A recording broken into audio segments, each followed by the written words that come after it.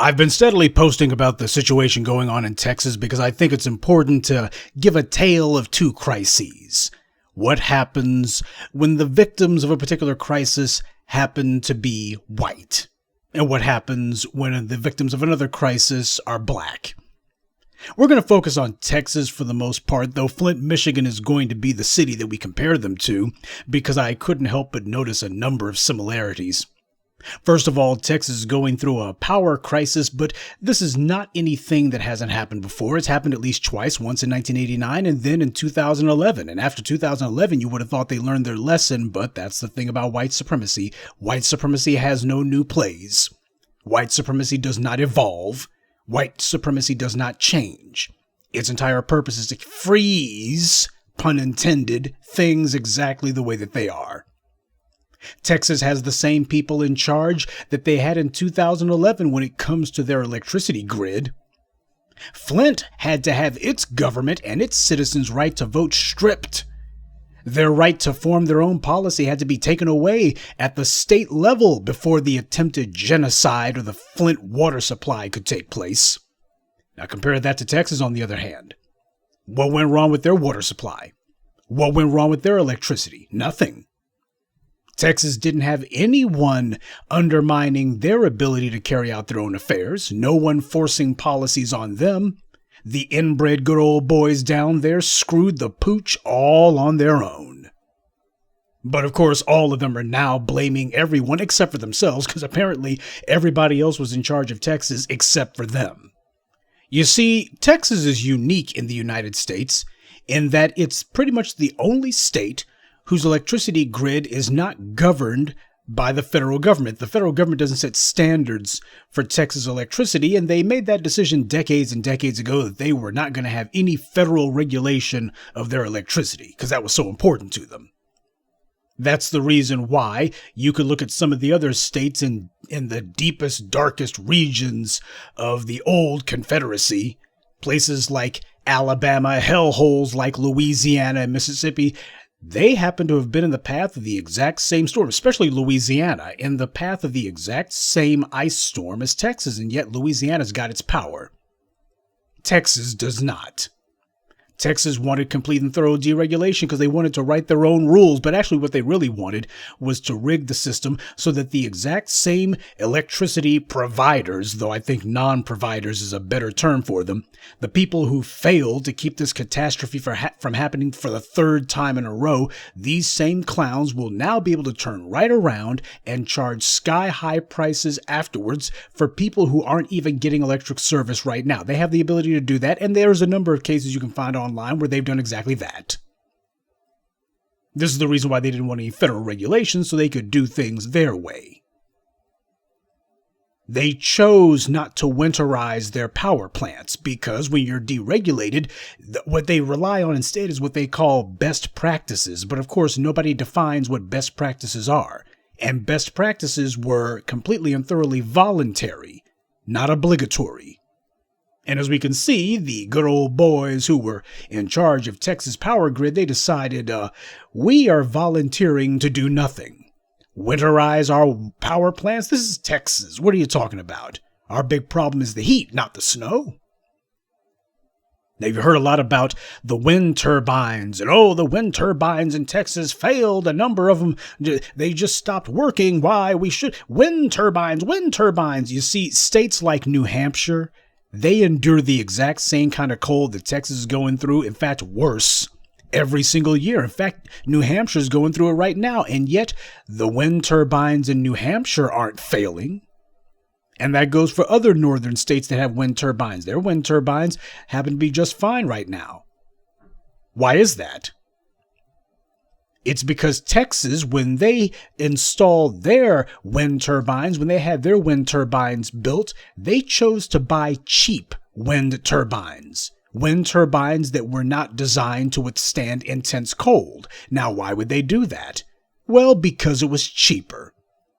Now, as we've seen with New Hampshire and other states, wind turbines are routinely made to withstand intense cold. But if you want those kind of wind turbines, the kind that can handle the kind of sub-zero temperatures that are going on in Texas right now, you have to use different materials, more expensive materials. But the good old boys in Texas decided, forget that.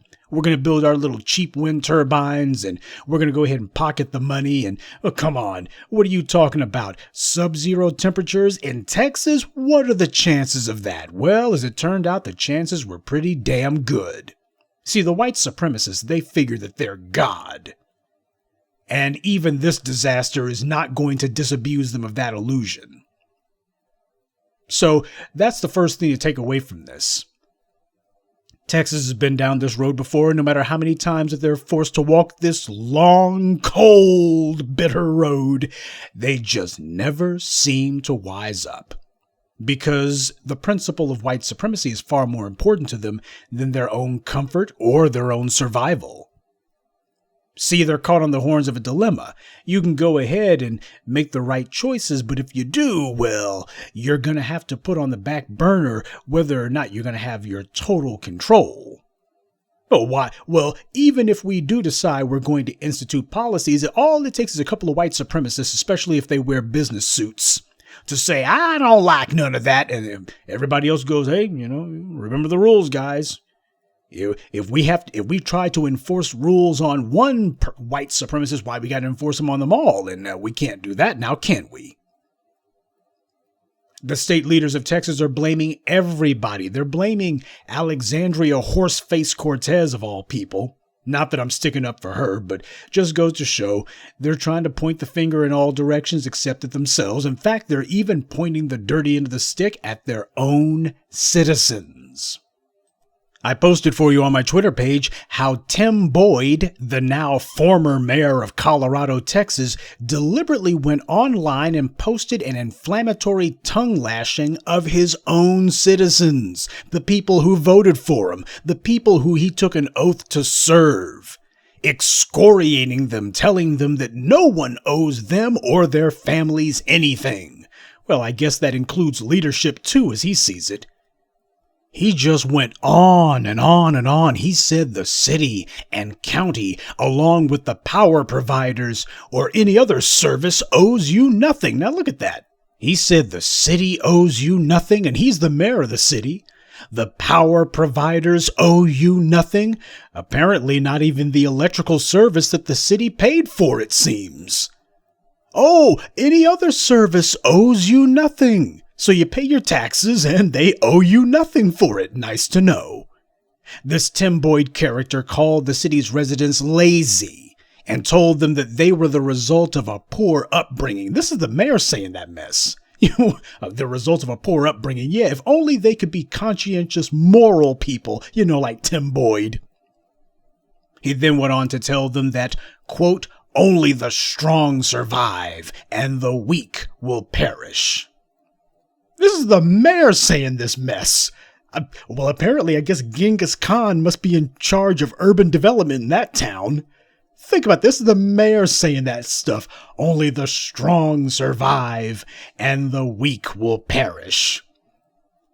I would love to say that he's talking like a bad villain from a B movie, but truth be told, this is actually just a white supremacist saying exactly what it is that he thinks, exactly the way that he thinks it.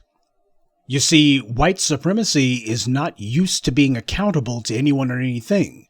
White supremacy makes sure that nobody is able to punish it.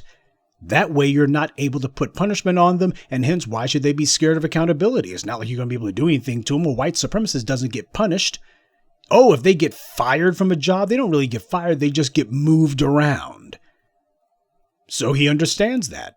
And that being the case, why should he not behave like this? It's not like anything's going to happen to him.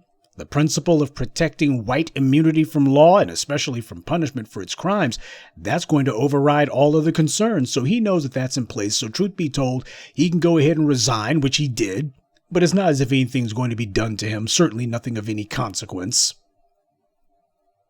He went on to insult the city's residents, his residents, telling them that they were just wanting handouts and how he's not doing anything for people who are capable of taking care of themselves. But then he paradoxically says, we have lost sight of those in need. Well, judging by his online screed, Tim Boyd could clearly see the people in need just fine, and he told them the weak will perish. Does this sound like somebody who's trying to help the city's residents, or does it sound like somebody who, as far as he's concerned, the sooner that these people all assume room temperature, even though the room temperature right now would be sub-zero, the better? Now, what's most telling about this massive brain fart that this clown unleashed was that he started off by writing, "Let me hurt some feelings while I have a minute." This wasn't some spur-of-the-moment outburst. This wasn't something that he did in a fit of pique. He had been sitting on this for a while. He planned this out. This was deliberate. And all his insane rantings came out all at once.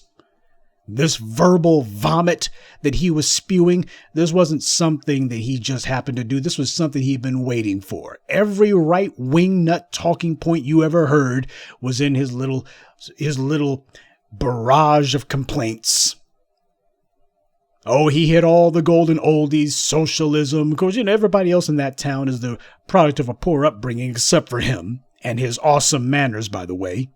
I was kind of surprised that he didn't work in some direct racial code words. I mean, God knows he had enough time in this chapter that he wrote, but then I looked at the demographics of Colorado, Texas, and I understood why he was light on the racial code words. Colorado, Texas is almost 77% white, and it's only about 5% black. It's got a population of a little under 4,000 people, and that population's been in decline for quite a while now, it seems. Well, with dutiful and compassionate leaders like Tim Boyd, I can't understand why anyone wouldn't want to live in Colorado, Texas. I mean, the town's so nice, especially the politicians. The local leadership is so courteous. And from what I've seen online of this Colorado, Texas, clearly they are the quintessential small town. Hell, with a population of less than 4,000 people, you gotta be small. Is flyover country, the heartland, the kind of place that the white right is always trying to talk about as the real America. Well, in this case, I think they're absolutely right. This is precisely what the real America is. Only the strong survive and the weak perish. And we don't give a damn about you. Even though you voted for us and we're getting paid by you, we owe you nothing. Yeah, we give you our tax money and you don't owe us anything for that. This is white supremacy, plain and simple. We can be disgusted with Tim Boyd's words, but we can't be surprised. We can't act like, oh my God, I didn't know it was like that. Tim Boyd didn't have any harsh words for ERCOT. That's the Energy Regulatory Commission of Texas. He didn't have any harsh words for the governor, Greg Abbott. He didn't have any harsh words at all for the white men in power. He saved his harsh words for the people in his own town. And he showed the kind of contempt that white supremacy has for everyone, even its supposed beneficiaries. So all those Negroes out there trying to call themselves finding a comfortable place under white supremacy, just understand, if white supremacy doesn't even give a damn about its own beneficiaries in the dominant society, you're a damn fool thinking that they're going to find religion and decide to show some compassion to you. You'll be the first one whose head goes on the chopping block. What's that old saying that adversity doesn't build character, it reveals it? Well, white supremacy is under pressure in Texas right now. And showing exactly what it thinks, especially of all the rank and file white citizens who thought to themselves that basically white supremacy was going to take care of them. Tim Boyd showing, hey, push comes to shove, y'all be going in the meat grinder too. See, when these white supremacists get angry, they'll tear into their own, because white supremacy's only loyalty is to itself. Its only interest is dominating others, and that need to dominate is more important to them than their own survival. That's the mistake that black folks keep making whenever we deal with these white supremacists. We make the mistake, too many of us make the mistake that thinking if we just put enough pressure on them, if their backs are to the wall, if they see that they're destroying themselves, then they'll stop all this anti-black behavior. They'll stop all of this irrational savagery. Tim Boyd's showing you exactly what it's about. Their backs couldn't be any more to the wall if you tried, and look what they're saying. Oh, they're more than ready to die on this hill. Lieutenant Governor of Texas, Dan Patrick, I posted for you how that clown was talking about how Texas senior citizens were ready to die for the economy. But of course, he wasn't talking that crap when that Texas congressman died from COVID. He wasn't sitting there going, well, he gave his life for the economy and that, he would want us to reopen regardless. He wasn't talking like that then. But then again, he didn't have to. What's understood doesn't have to be said. But as black folks, we keep flying in the face of reality when we're trying to talk reason to these white supremacists. We keep trying to apply reason, morality, and common sense to a system of pure evil. We just refuse to understand. We just refuse to accept the fact that we're dealing with a racist hate cult whose very ideology is based upon insulating themselves from reality. That's what white supremacy was set up to do, to make sure that those classified as white would be insulated from having to compete. And here you are thinking to yourself, well, if we can just make an argument that makes sense to them. The problem isn't that you haven't crafted the right argument. The problem is they ain't trying to hear it. An ideology based on telling whatever pack of lies are necessary to justify its anti-black racism. That's what you're dealing with. As black people, we are reasonable. Well, most of us are anyway. But white supremacy is not. 500 years ago, Europe saved itself from extinction at the expense of Africa and the Americas, and it's been repeating this MO ever since. That's what's going on here. Whatever it takes to give itself a lease on life for a little while longer, whatever the cost. And whenever some sect of white supremacists fail to hold on to their own personal power, in the end, their so-called leaders always blame their own rank-and-file white foot soldiers for that failure. Confederates like Edmund Ruffin did it at the end of the American Civil War.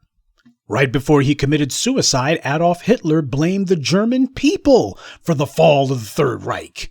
Oh, Germany had been beaten in the Great War for the second time in a row, and it was all the German people's fault. They were weak, and they deserved whatever happened to them, he said. He wouldn't shed a tear for them, he said. You go to places like Stormfront and the Daily Stormer and 4chan and other white supremacist sewers, and you'll see these white supremacists frequently posting that if white people are too weak to dominate black folks, well, then the white race has proven itself to be too weak to survive. If you can't keep control of the niggers, if you can't hold on to your dominance, then you have forfeited your right to exist. That's the ethos that Tim Boyd was spouting here. But the half-cocked crackpot from Colorado, Texas wasn't the only Texas good old boy who was boldly showing his constituents what he thought of them, how much contempt he had for them. No less than Senator Ted Cruz fled the state and the country altogether. Late yesterday, social media broke the news that Senator Cruz decided that now was the perfect time for him to book a flight for himself and his family to Cancun, Mexico. I know the irony of the Republicans been talking about we got to keep the Mexicans out and how Mexico is a failed state, and as soon as the heat gets too hot, or rather the cold gets too frigid, where's the first place he goes? Straight to Mexico. By the way, there is a serious lesson about white supremacy in that. See, they don't have a problem going to some quote-unquote third world country or some lesser developed country just so long as they as white people feel that they're going to be in charge, because that's where Ted Cruz went. The place they went to is $300 a night, by the way. That's where he put his wife and children up at. A place costing $300 a night. Oh, yeah, he has no problem going to Mexico as long as he's going to be in charge. He don't mind being surrounded, indeed outnumbered by Mexicans. He don't mind going straight into the middle of Mexico as long as it's a place where he's going to be calling the shots.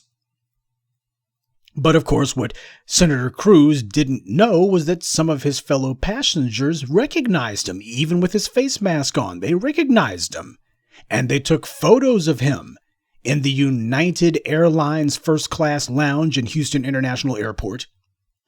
They took pictures of him waiting to board his flight. They took pictures of him on the plane. He was wearing the exact same come-and-take-it face mask that he'd worn for Donald Trump's second impeachment trial. No imagination, this guy.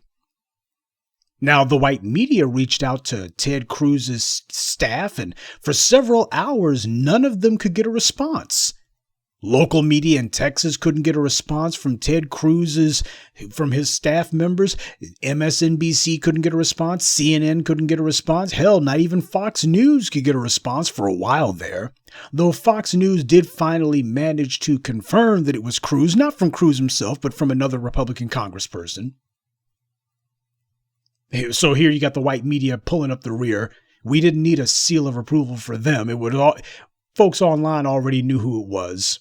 But now the white media decided, well, if Fox News says it's legit, then it must be. Though the white media then, having gotten their confirmation, they began acting like they didn't know. What was Ted Cruz thinking? What was going through? He was so brazen and open about this. How did he think no one would notice? How did he think he'd get away with this? What the world was he thinking? Well, I'll tell you what he was thinking.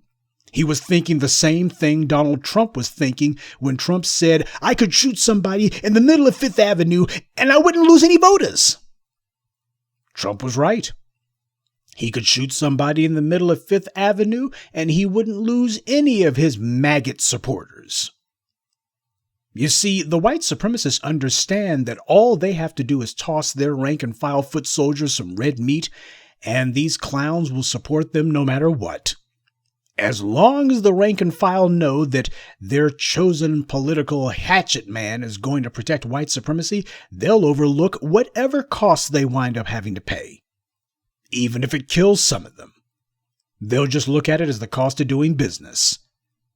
You don't see any of the insurrectionists from the failed coup on January 6th turning on Donald Trump, do you? You don't see any of them saying, yes, it was Trump. He put us up to this. You go after him, not us. You don't see any of them doing that.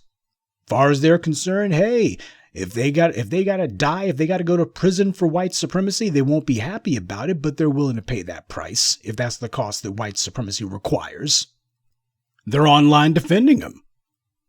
Even though Ted Cruz and his wife are multimillionaires. I think his wife works for Goldman Sachs, I believe. The thing about it is they got power at their house. They weren't fleeing because there was power outage at their house. The water wasn't flowing. They got both power and water. They just decided, what the hell? Why should we be suffering with the rest of these plebes? Let's get the hell out of here. So Ted Cruz, you got people like Dinesh D'Souza and other empty-headed morons trying to put forward the lie that, oh, what can Ted Cruz do? He's a multimillionaire. So is his wife. They're very well connected. They got electricity at their home. Yeah, I think they can do something. Because you got people acting like, oh, well, we don't know what their condition is. Yes, we do. Ted Cruz and his wife, they are the last ones to be trying to play helpless in a circumstance like this. They're the last ones who can try to pretend like, oh, what can we do? It's not like we have anything to work with. The hell they don't. They got millions to work with. But their supporters and his constituents are going to overlook that. As far as they're concerned, well, he's a guardian and defender of white supremacy, and that's all that really matters. They don't mind if Ted Cruz betrays them just as long as he doesn't betray the principle of white supremacy. That's what's most important to them. So that's the reason why Ted Cruz didn't have any fear running around with his face mask off in United's lounge in Houston International. He didn't have a problem doing that. Oh, no, he had his face mask on because those happened to be the airline requirements. He wasn't doing it because he was trying to hide. Hide from what? It's not like his voters are going to do anything about him. There's a devil's bargain going on here, the devil's bargain of white supremacy. And Ted Cruz knows that he's holding up his end of the bargain. You look online and you can see that his own constituents are protecting him. They're sticking up for him. They don't have a problem with him. They know exactly what they were getting when they supported this guy, when they voted for him. They knew precisely what they were getting. The people who voted for Ted Cruz, they're going to continue to support him.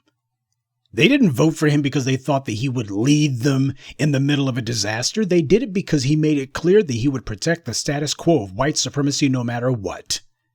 Will they get mad at him when he does something that causes them harm? Sure, but they'll also put aside those feelings when it comes time to vote. It's always stupid to try to apply any standard of morality to white supremacy. The only morality white supremacy knows is moral relativism. And the only ethics that it cares for is situational ethics.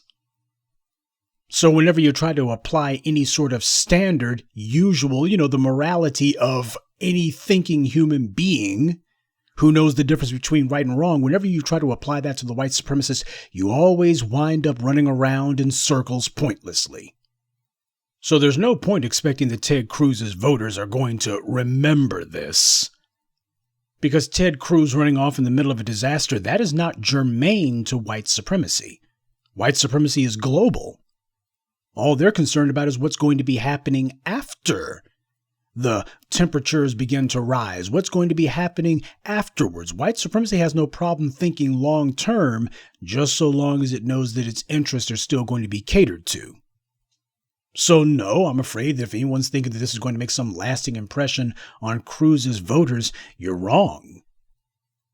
Ted Cruz isn't up for re-election again until 2024. That's plenty of time for him to go ahead and schmooze people and make sure that they understand, okay, grandma froze to death and you got some kids who basically had their growth stunted and your home is destroyed and all the rest. Don't worry, though. I'm going to make sure that the niggers are still kept in line no matter what. There's plenty of time for him to do whatever fence mending he has to do for the few people who might have hard feelings, because all he's got to do is get out there and say, I'm going to protect you from the niggers. And they'll say, all is forgiven, Ted. All is forgiven. Now, speaking of forgiven, Texas is under a water boil advisory. And at the same time, residents are being told to not let their faucets drip anymore. Well, considering that so many of Texas residents don't have water because their water service providers depend on electricity to run their pumps, this is starting to take on Kafka-esque proportions here. But as bad as Texas water problems are, you can bet that Joe Biden won't be rushing down to drink any glasses of water in front of the people like Obama did with the residents of Flint. Oh yeah, Biden knows better than to taunt the people in Texas. He won't be doing any of that to them. Their interests and their concerns are going to be taken seriously. The federal government's going to give Texas whatever monetary aid the state wants. Oh, they're not going to be having any problems getting that through Congress. And Joe Biden won't be bashful about saying, we got to help any way that we can. We actually have to do something about this. All those busted water pipes that Texas has got, the federal government will be doing whatever it can to help. Because, when Flint had its water pipes that need to be replaced, well, the federal government, there was nothing they could do. And by the way, whatever federal aid that Biden's going to make sure that Texas gets, he won't require them to give up their electricity regulation-free environment either. He's not going to require them to have to submit to any federal regulations. They're just going to get whatever money they want. Oh, no. It was exactly your refusal to abide by any sort of regulations that put you in this fix. Well, we're not going to make you start abiding by regulations now. The reason this happened is because the good old boys down there wanted to run things their way, and we see how that worked out. But don't expect anybody, especially not at the federal level, to require Texas to make any sort of changes to how they handle their electricity or anything else. There was not going to be anything even remotely like a takeover of Texas like what the Michigan legislature did to Flint. Even though it actually makes sense to compel Texas to make changes to how they handle their electricity production. Considering that Texas loves to brag about how our economy's so big down here, why so much of the country depends on Texas. Well, that being the case, it would seem to me that Texas is too big to fail and too important to be left to their own devices. But of course, none of that is going to come into consideration where Texas is concerned because it never does. As I've always told you, immunity from law is the first rule of white supremacy. And they didn't write the laws for themselves. They wrote the laws to give a framework to how they would control you and me. So this is what we're up against, family. These recalcitrants, they are absolutely irredeemable. There's no way to reform them. All these dumb Negroes talking about how we need to reform the police. How do you reform a white supremacist? You can't do it. It can't be done.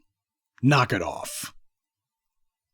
Accept the reality of what it is you're up against so that you don't make any mistakes of thinking to yourself that you can change an irredeemable evil. Stop pretending as if you're going to shame the savages of white supremacy into civilized behavior. Are you going to shame Tim Boyd into civilized behavior? Are you going to shame Ted Cruz into civilized behavior? You better take what's happening in Texas right now for what it is. It is a case study of exactly how deep the rot of white supremacy runs in those who are its practitioners. The only thing colder than the weather in Texas is the cold, rotted heart of white supremacy.